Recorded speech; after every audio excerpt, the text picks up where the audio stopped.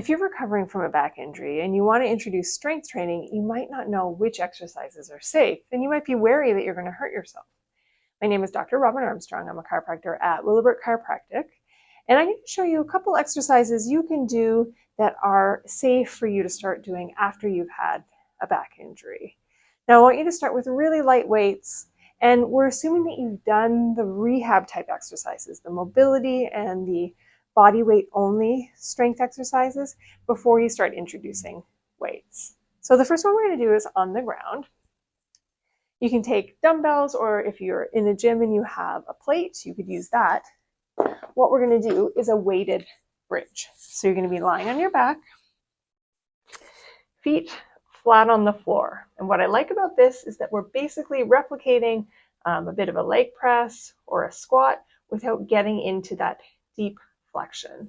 So you're going to take your weight and place it on your pelvis, and you're going to root your feet into the ground and lift the hips up.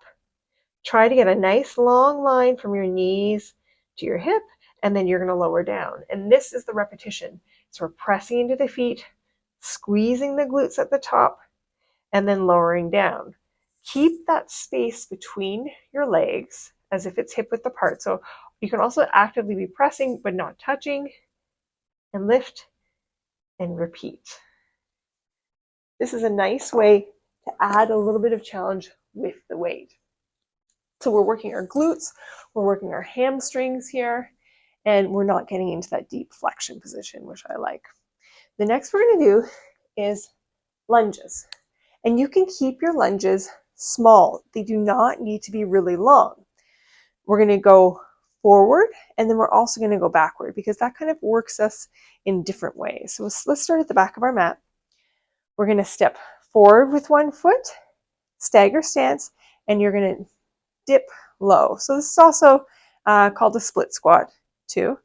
And then you're going to bring the leg back. So I like this because we're doing some one leg balancing at the same time. So with control, you're stepping into that front foot. We're sinking low. The knee doesn't have to touch the mat.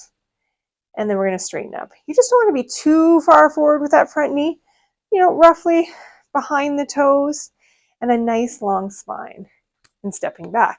Now, the other way we can challenge our legs and our glutes is to step backwards.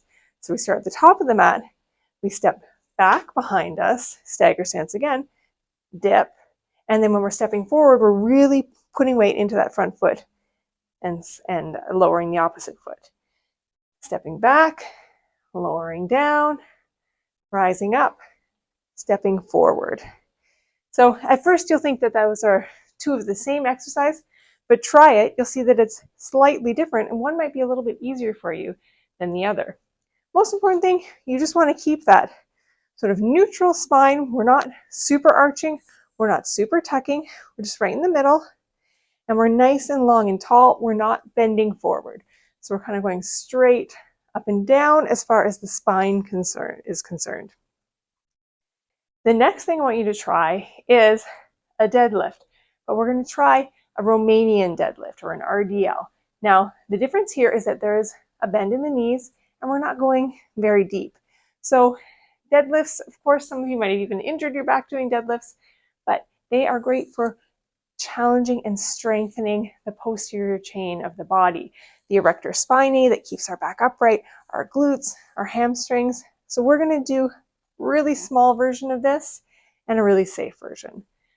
So you're going to take your light weights, you're going to take your feet hip width apart, and you're going to have a nice gentle bend in the knees. Your spine is long. We're not too arched, we're not too tucked. Neutral, somewhere in between. We're going to hinge at the hips. So this is our hinge point. And as I do that, my butt is going backwards. So I hinge at the hips, my butt goes back, the weight is in my heels. My weights go down to my knees. I engage my lower belly, I draw on my pelvic floor, I lift up. And I do a slight thrust forward and release. Slight bend in the knees. butt goes back. Arms go down to the knees, engage the core before we rise back up. My weights are close to my body. The further the weight is away from the body, the higher risk of injury. Knees bend, butt back. Flex the knees, rise back up. Now, if you are feeling anything like a twinge or a hint that this doesn't feel right for you, then just don't do it. It's just not the right exercise for you. But with a lower weight and good form, this can be really beneficial and help you gain that confidence getting back to maybe some bigger weight training. Of course, if you're feeling like none of these exercises feel good and you're not quite recovered from your injury, you can book online with us at willowbrookchiropractic.com. If you have any questions about what I've talked about here today, please feel free to ask myself, Dr. Robin Armstrong, or Dr. Jody Freedman. We're always happy to help.